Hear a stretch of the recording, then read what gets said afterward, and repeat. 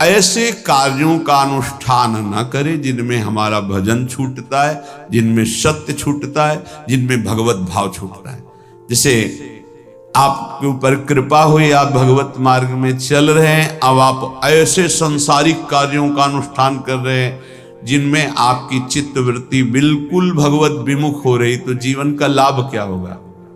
लाभ तो है भगवत स्मरण से। इसी की मानो टीका है, छठदम शील बिरत बहु कर्मा, निरत निरंतर सज्जन धर्मा। शीलवान और ऐसे कर्मों से विरत जिनसे भगवत विस्मरण होता है, जो सज्जन पुरुषों के द्वारा धर्मानुष्ठान होते हुए उन्हीं का अनुष्ठान ऐसे कर्मों में ना जाए जिससे भगवत विस्मरण होता है। जैसे कल एक ने प्रश्न किया कि मैं खाता तो नहीं हूं लेकिन मांस के दुकान में मांस बेचता हूं, होटल आता, क्या उचित है? ये उचित कैसे हो सकता है? तुम और भी तो व्यापार कर सकते हो।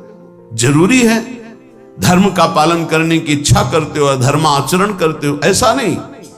तो विरत बहु कर्मा, उन कर्मों से हमें विरत रहना है जो हमारे धर्म के विरुद्ध है, जो भजन के विरुद्ध है। हरि कृपा पात्र ऐसे कर्मों का अनुष्ठान कर ही नहीं सकता। और शारीरिक श्रम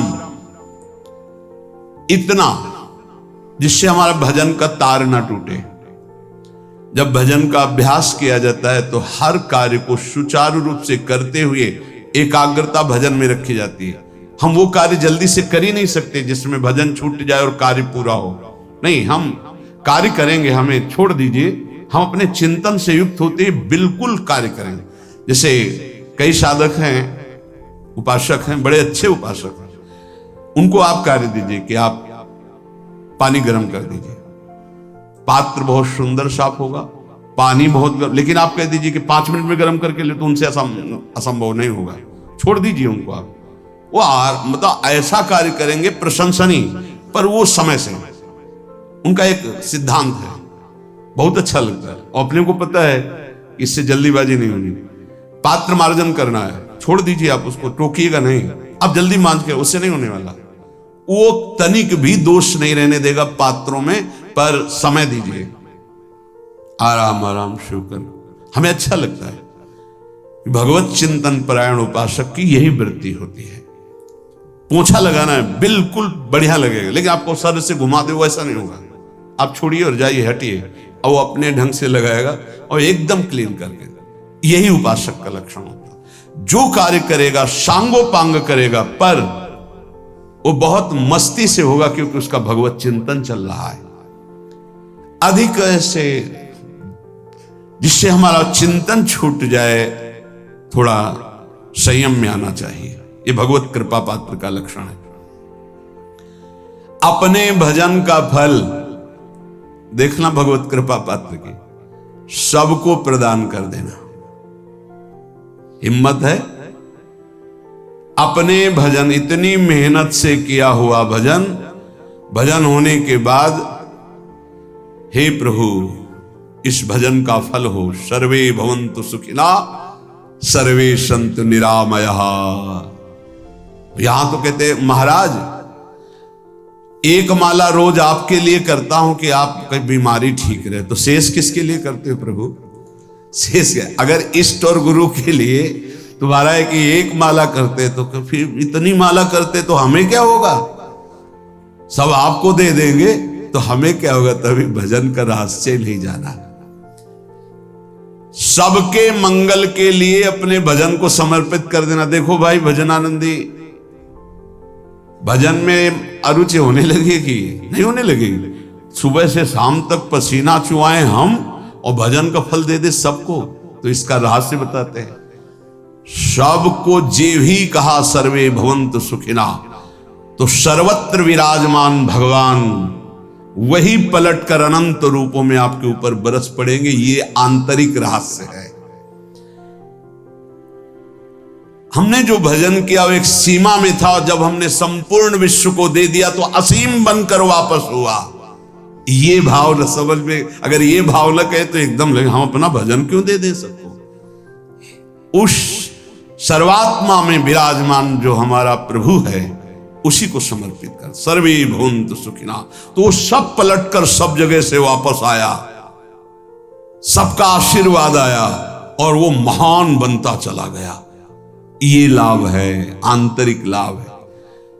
अगर तुम्हारा भाव ऐसा न बनता हो तो आप प्रभु को तो अर्पित करते ही है ना, तो वही प्रभु सब में विराजमान है। ऐसा भाव करके सर्वात्म स्वरूप भगवान को हमारा भजन समर्पित है। सब रूपों में प्रभु विराजमान है। ये हरि कृपा पात्र का लक्षण चल रहा है। और छठवां,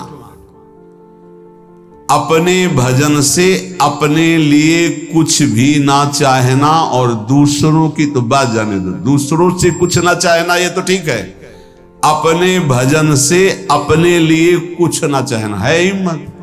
देखो ये हरि कृपा पात्र में हिम्मत होती है। अपना भजन अपने प्रयोग में ना लाना, इसका भी आंतरिक रहस्य है। अपने प्रयोग में आप शरीर को लेकर के बोलेंगे, अगर स्वरूप को लेकर तो प्रयोग की कोई वहां जरूरत ही नहीं। स्वरूप पूर्ण काम है, वहां कोई अभाव नहीं। जब आप कोई भाव अपने लिए करेंगे तो देह भाव होगा। देह भाव से किसी विषय की मांग होगी। विषय पूर्ति भजन का फल नहीं होता, भजन का फल होता विषय निवृत्ति। बहुत जोर की बात है, कैसे समझ जाए। अपने भजन का भी फल अपने लिए नहीं, दूसरों से कुछ चाह रखना तो बात ही जाने दो। भजन से भी कोई अन्य सुख की चाह नहीं। क्या चाहिए? भजन ही बनता रहे, भजन का फल भजन बनता रहे, खूब निरंतर जप करते रहे। सातवां, किसी भी मान सम्मान कीर्ति पद प्रतिष्ठा के मिलने पर हृदय का असंतुष्ट हो जाना, यह हरि कृपा पात्र का लक्षण होता है।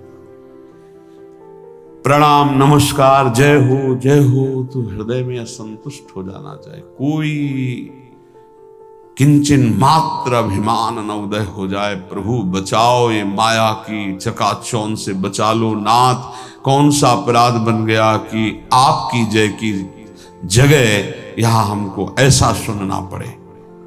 जैसे एक बार महापुरुष जन कह रहे थे कि जब गुरुजन बड़ाई करने लगे सामने शिष्य की, तो उसको ग्रीवा झुका लेनी चाहिए, पश्चाताप करना चाहिए कि कोई गलती हो गई।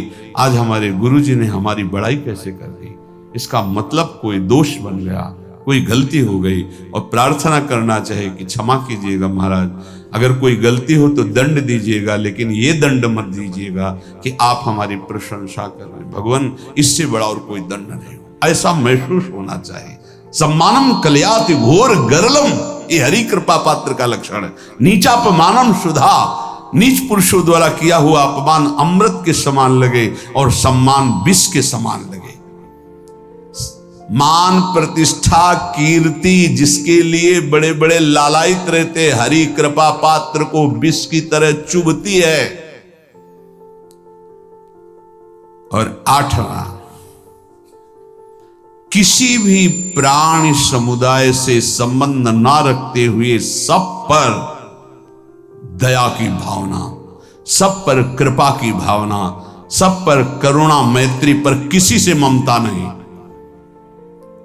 ये सूत्र बहुत व्यवहार में प्रयोग करने योग्य है। सबसे करुणा और मैत्री, पर किसी से ममता नहीं।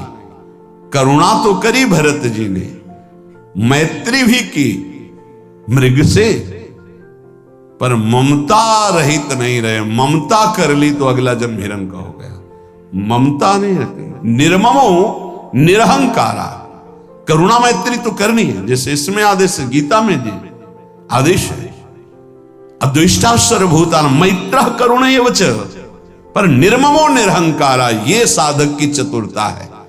प्राण मात्र पर दया कृपा करुणा मैत्री, पर ममता नहीं। ममता किसी से, और यहां करुणा मैत्री ये तो गायब हो गई, केवल ममता रह गई है।